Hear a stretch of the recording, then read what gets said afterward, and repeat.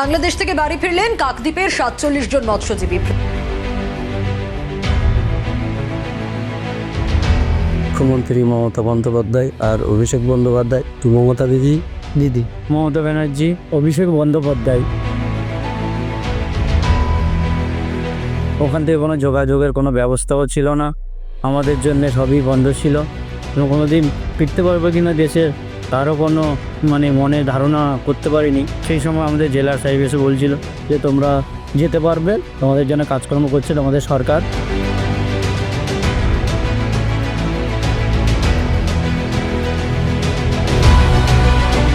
মুখ্যমন্ত্রী মমতা বন্দ্যোপাধ্যায় আর অভিষেক বন্দ্যোপাধ্যায়, তাদের নেতৃত্বে, তাদের সহযোগিতায় আমরা বাড়িতে সবাই সুস্থ থাকতে পেরেছি।